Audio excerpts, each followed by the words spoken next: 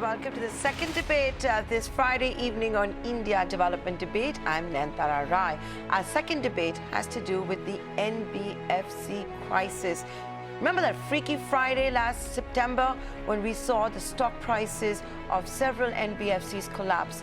It was after the fiasco of INFS, which did not spare most housing finance companies as well as NBFCs, which at one time used to be the market's blue-eyed boys. The shadow banking space has witnessed quite a fall in the last 12 months. How bad is it? Is it actually a contagion? Uday Kotak, who's chairing the new board of INFS, has time and again said the system is not at risk. Investors, however, have started to lose money. We've seen it play out in the debt mutual fund space as well. Yesterday, the Reserve Bank of India's Financial Stability Report warned that the fall of a large housing finance company is akin to a bank collapsing. NBFCs and mortgage funds, whichever way you look at it, are in dire straits. Home buyers, for example, who have borrowed money are also in trouble. They're not getting the disbursements that they had been promised. You've already seen the slowdown in the auto space as well. Credit offtake is reducing. That and a lot more coming up this evening on the India Development Debate, where we've taken the cue not just from the RBI's Financial Stability Report, but also from the market regulator Sebi. Finally swinging into action, taking cognizance of the high exposure of mutual funds to pledge shares of promoters, promoter guarantees, corporate guarantees, and therefore it's come out with a new definition of encumbrance, a loosely worded one, and if I may describe as one that could cover any possible future jugaad by promoters with lenders as well as the mutual funds. What's more, there's several restrictions now on the liquid mutual funds. Is the market regulator being preventive, for example, especially after what we've seen with the debt mutual funds? We'll be discussing that and a lot more on this edition of the India Development Debate. Before I invite my panelists, here's my colleague Jayesh Kilnani breaking down the new Sebi norms for you. We'll also be discussing how the new sectoral cap of 20% for liquid funds is going to impact you, the unit holders, and your mutual fund house of choice. Well, in yesterday's board approval, Sebi in fact tightened the norms on mutual fund investments into liquid fund category in particular. Let's have a look at what changes have been approved, some of them which have a distinctive impact on the liquid funds as well.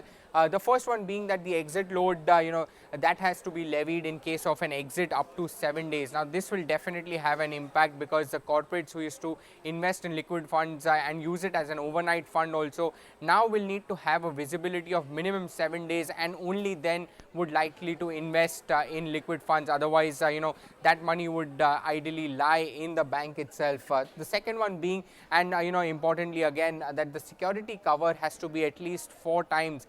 Previously, we did not have any norm which used to govern this particular area, but now we do have 4 times cover that the investment will have to bear. So the other one is that liquid schemes will need to hold a minimum of 20% in cash or cash equivalents, which means that there will be lower rate of return that will be generated by the liquid funds going ahead. So these are the 3 important ones. The other ones, of course, they have reduced the sectoral limit to 20% from 25%, and also within that the HFC category that has been further reduced to 10% from the 15% that we had earlier. Some of the other norms that they have proposed or that are likely to come in would be that the valuation on the debt market has to be done on a mark-to-market basis and not the previous amortization that we used to have before this. And of course, all investments into NCDs and CPs will have to be only in the listed space. So that is one restriction that has been imposed.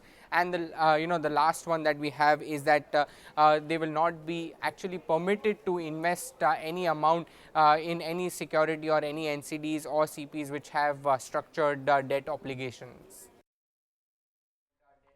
Okay, Jayesh, thanks a lot for that. So that sets the context for the debate. So let's get straight down to it. Let me invite my panelists, Sunil Subramaniam, the Managing Director and CEO of Sundaram Mutual. We're also being joined by Nasir Salim, the managing partner at Flexi Capital, and of course our in-house expert Maithili Bustanmat, the consulting editor at ET Now. We are also now being joined, I believe, by Raman Agarwal, who's of course the chairman of the FIDC. Thank you so much for taking time out this Friday evening. Even though the World Cup is on at the moment, I believe the match is quite exciting. But having said that, we're talking about a decision that has been taken by several mutual fund houses, as well as housing finance companies and NBFCs and promoters of several large companies, which is now impacting the common man. Like I said, auto sales have started suffering. Look what's happening in the housing market. All those people that have taken a loan from a housing finance company and NBFC, they're not getting the disbursements. Builders are threatening to cancel all of those purchases. It's a royal mess. Finally, we're seeing the regulators also swing into action. So, Raman Agarwal, let me come to you first.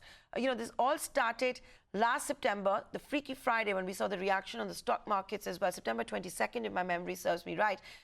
Has there been any improvement? I did interview Uday Kotak, who's responsible for, finding a solution to INFS, saying there's no systemic risk, and anyway, it cannot be solved by infusing liquidity into NBFCs and housing finance companies that have corporate governance issues. What's the solution?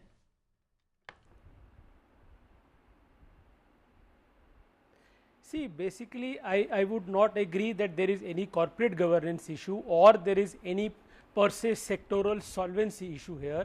As you rightly said, the issue pertains to the liquidity crunch, which has come out because of the negative sentiment which was built post the ILFS default.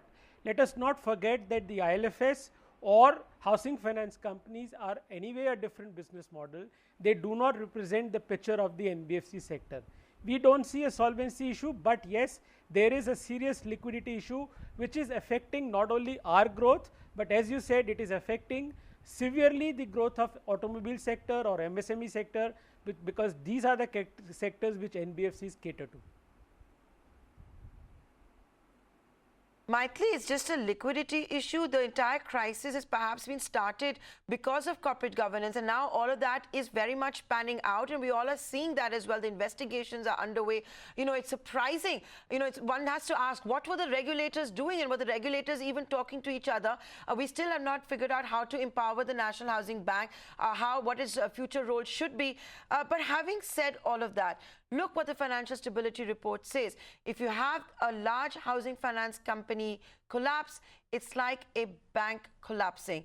If it's really that bad, does that actually have to happen to get the economy back? Do we need to go through this one swift motion which has not taken place, which has been prevented perhaps for a whole host of reasons, including the elections which have concluded? Are we just trying to avoid that and therefore creating more problems? Well, I hope not, Nayantara, but the fact is that yes, regulators have a lot to answer for. RBI, of course, is coming for a severe dribbling because of what has happened with banks and the rising NPAs, and also for the NBFC crisis. But frankly, Sebi had got away pretty lightly till now, because even though we talk of ILFS as being the tip of the iceberg, but the fact is that we saw the JP Morgan debt fund go into problems way back in 2016, and they had resorted post the Amtech Auto bond default.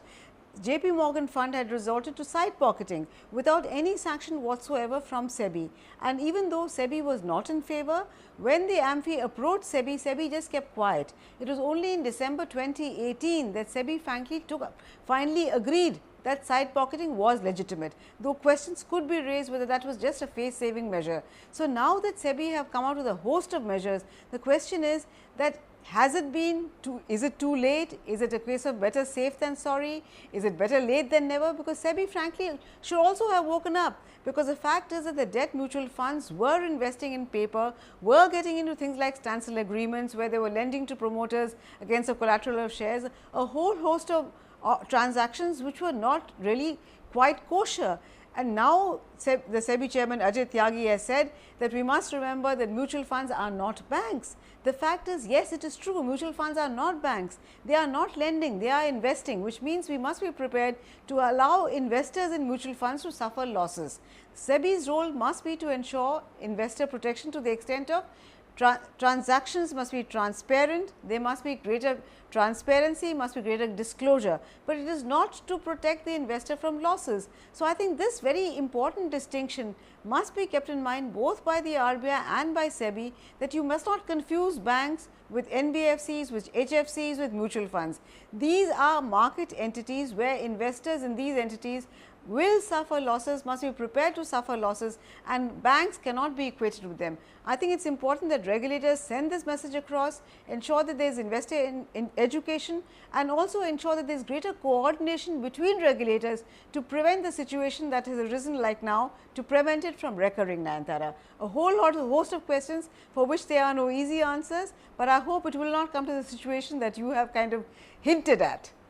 Yes, because that's what we really had to see in the United States, right? Allow some failures, then see government support all back in 2008, 2009. Is this really India's Lehman moment, as they say, or Bernstein's moment?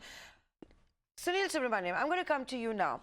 You just heard what Maithili has had to say. Why should anybody be saving the mutual funds which have been behaving like shadow banks?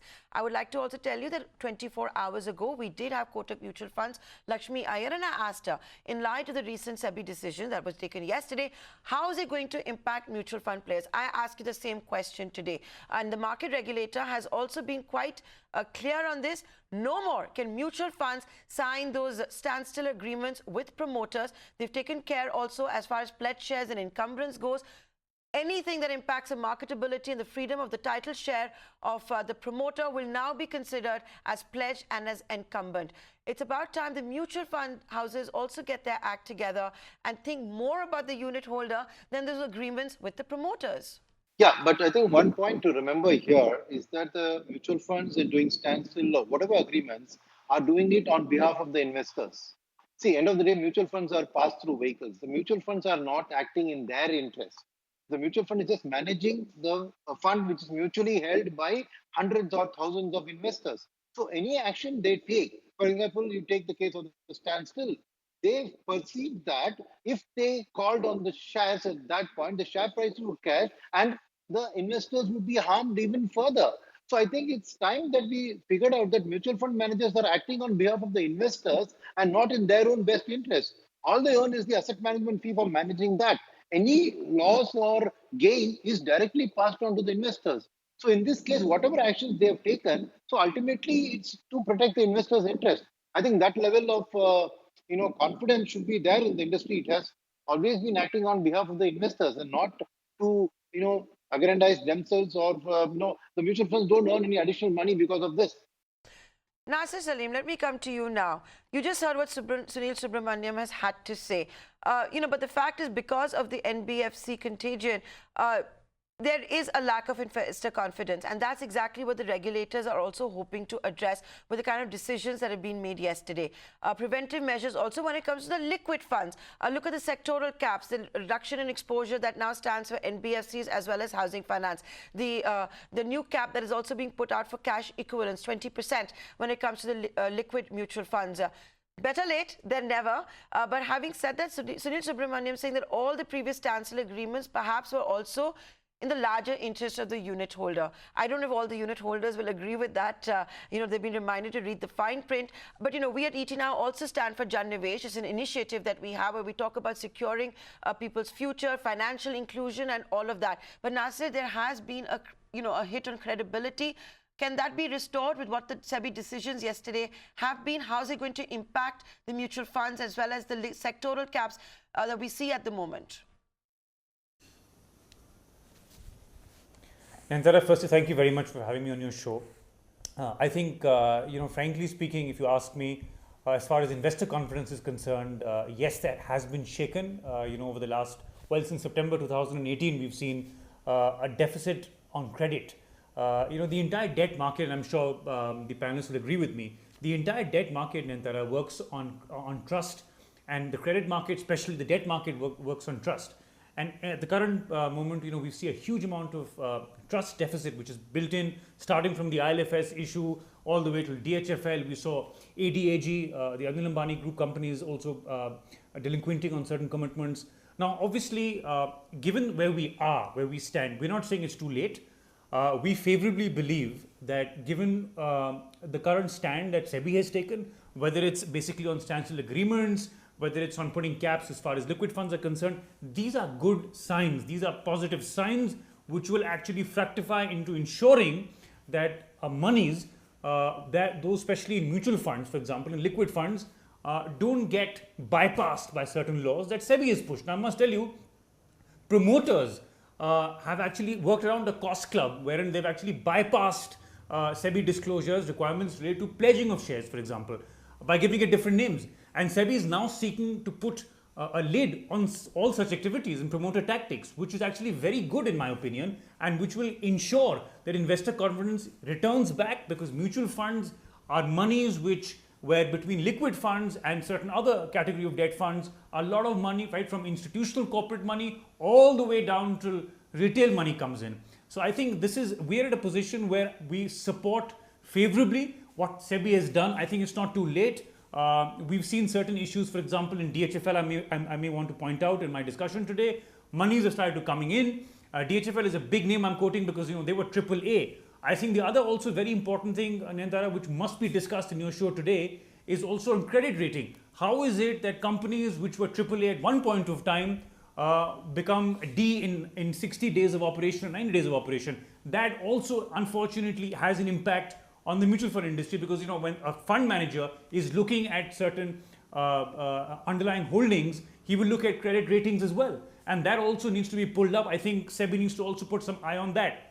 My last point, Nayantara, clearly is that we've seen banks, for example, when RBI was actually praised in the crisis of 2008-2009 globally, when we had a meltdown on banks, and RBI stood out in between all of this because we had great stress tests which were made available to ensure that banks, for example, pass those stress tests and meet the minimum criteria for ensuring their balance sheets look positive. I think the time has come now. With all of these that SEBI has proposed, we also have stress tests for NBFCs and for HFCs, which are large enough. Because if we don't do that, I'm afraid it may lead to a contagion impact on equity. Right. Yeah. And like I said, a lot of that perhaps had also been prevented and curtailed, and allowed the rollovers, and all of that was taking place because of elections. So, Raman Agarwal, now let me come to you once back. How bad is the problem? How seriously bad is it? Because we're also at the same time being told that liquidity has stopped becoming an issue. Is that only for non-NBFCs, non-housing finance companies? Maithili is hoping that, we don't have to go to the situation where we actually have a failure. But can that actually be prevented?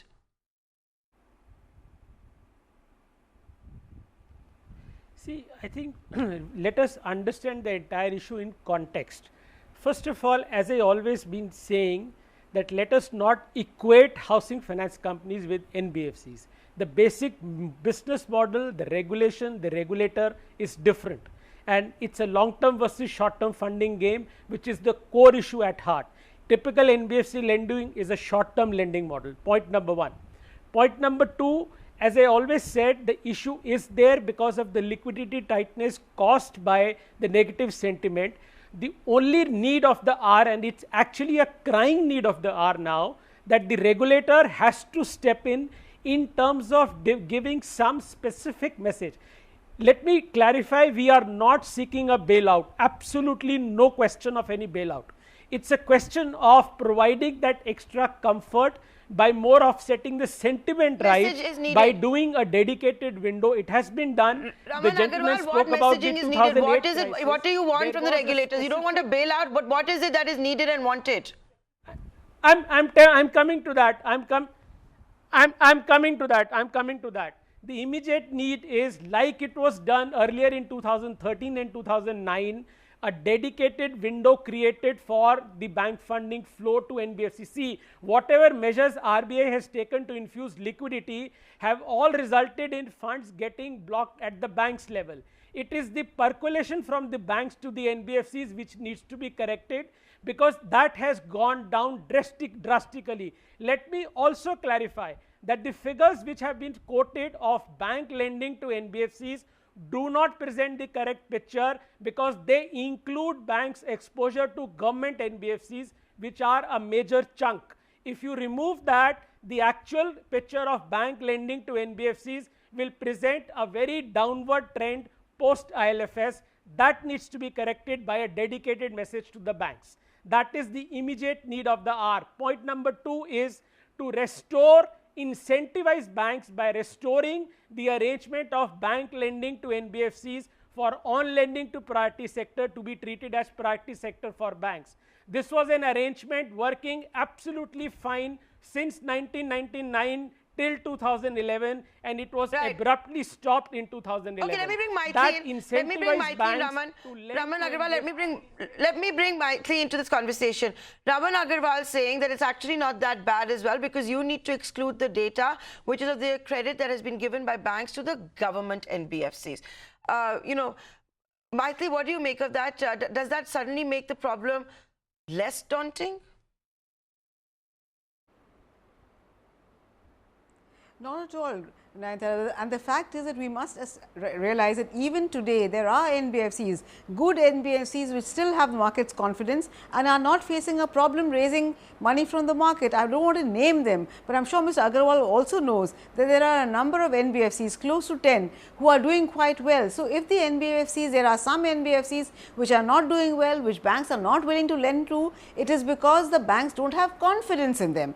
And there is a reason why the banks do not have confidence in them, and opening a special window is not the answer. In fact, that would create a moral hazard. 2008 and 9 was very, very different. Today, if some NBFCs go down, yes, I think we should be prepared to allow them to go down, because once we, if and when, and hopefully soon, we recapitalize banks, particularly public sector banks, there will be no dearth of lending to the very sectors that today NBFCs were financing. The problem with NBFCs is they tried to bite off more than they could chew, and today they are suffering. They must be allowed to suffer. That is the way the market and the capitalist system function works. To respond to what Sunil said on the fact as standstill agreement, I would like to ask him that if in fact standstill agreements are better and in the interest of investors, then why is the market regulator Sebi so coming down so heavily on standstill agreements? Surely he does not think that the Sebi is not in favor of investor protection. Clearly standstill agreements were not in the interest of investors, which is why Sebi has come down so heavily on them. I wish it had banned them. It has just said that it will take action and it disapproves of such agreements. The last point that I wish to respond to is another panelist had talked about credit rating agencies. You wanted to come in and mutual make a funds, point to debt what mutual funds Maitri was today are saying, trying to and then I have pass to go the to Sunil Subramanian. Maitri, you know, because we're only doing a half-hour long debate, I have to get everybody in. I could see Nasir raising his finger, so I'm going to go to him, and very short, Nasir, because I have to go to Sunil Subramanian too. Yeah. No, Nayantara, I just kind of completely agree with, with one of the panelists who just spoke on the fact that standstill agreements, I must tell you, they're completely against investor protection. And the reason what I want to say on your channel is that a large company like ADAG actually had stuck a standstill agreement with 90% of its lenders, where basically they did not pay up money. And that is a big challenge for investor protection. I mean, how do you protect investors' money? So obviously standstill agreements defies all that logic. We need to completely get rid of it. And we are very happy that Sebi has addressed this core issue, because this was being misused by promoters repeatedly. Okay, so Sunil Subramanian, I'm going to give you the final comment. You've had a chance to hear what everybody has had to say. Nasir has taken a pot shot at mutual fund houses, not yours. But having said that, you know, it's still a worry point. Look at DHFL. We don't know what's going to happen with DHFL. We've also not seen a lot of commitment. We've heard a lot of talk, but we've not seen the monetization. Also, for example, SL Group has been promising mutual funds as well. So I'll give you the final comment on this. See, I'll tell you the final comment. That is, see, a standstill agreement is an emergency action which the mutual fund had to take. I'm not saying that, you know, as a run for the course, it's an automatic thing. Let's look at this kind of lending which happened and why the standstill comes in, right? You take a particular collateral as margin on a share price, which is a traded thing. Now, on the due date, the person doesn't pay. You have a right to make a margin call. What the standstill says is, okay, I'll not do the margin call today. Which means what? That the fear was that given the liquidity of the stock in concern, I'm not taking names, given the liquidity of the stock in concern, an action by the mutual fund of selling it in the market would itself have brought down the prices. So let's say there was 10 rupees at stake and there was a 2:1 share cover and the share price fell more than 50%, the investor's 10 rupees was not going to get recovered. So a certain loss would have been incurred. Instead, the standstill agreement was executed in that particular instance because there was a reasonable expectation that the full value would be received with a little bit of a delay. So the standstill was only to ensure that the investor's interest. I'm not saying this is standard practice should be allowed. I'm just explaining that in that particular case, it was done in the interest of investors. So you've got to remember the motive behind such an action. Now, in the other case that Mr. Naseem pointed out, he said that an NBFC went and sold that company's shares and recovered his money because that company's stock was liquid on that day and it was his proprietary money. So a mutual fund manager is acting on behalf of thousands of retail or institutional investors. He has to act in their best interest. That NBFC which lent to that other company in the non-mutual fund case, he was willing to take a loss and walk with him because he didn't have confidence that the money would be ultimately repaid. So this is a practical commercial action taken to protect investors' interests. I rest my case on that. I'm fully with Sebi's thought process that it should be standard and allowed at all the point. But that particular instance in case, the motive of the action. So what I'm saying, that's why Sebi has now said the cover, which was 2:1, make that 4:1, so that even if there is a sale, there is enough adequate cushion to protect investors' interest. So my point of view is that the mutual funds were acting in the investors' interest. They didn't have a choice because that particular borrower didn't have the money to pay. And then you naturally take an action which is in the best interest of the investor, given that there's a time-bound program by which you have to pay back the money. So I think that's the point I want to say. I will end the debate by actually saying that, first of all, thank you for giving us all of your views on this. I think the policymakers are also trying to figure out what the best solution is indeed going to be. We're certainly going to need some help, a lending hand from the banks as well. I'm sure all of you remember that statement by SBI, how they were going to start buying out distressed NBFCs and housing finance companies. I think 15,000 crores had been talked about. We have not seen any action on that front as well. So in the larger interest of not just the unit holders, but the economy, we really need to find a solution to all of this. With that, thank you so much, all four of you, for taking the time out to join us here this Friday on ET Now. Go back to the World Cup matches. It's exactly what I'm going to be doing. And of course, looking forward to the Sunday bonanza, India versus England. But having said that, before we wind down, also have a thought for all the people in Tamil Nadu, Karnataka, as well as the other states which are drying up. Water is a serious issue. In election season, we hardly heard about it, but now the government perhaps is taking cognizance. In his first speech in Parliament, the Prime Minister did talk about water. Now, one of the ways that the state of Karnataka wants to handle this pressure is to ban all construction of residential projects for a period of 5 years.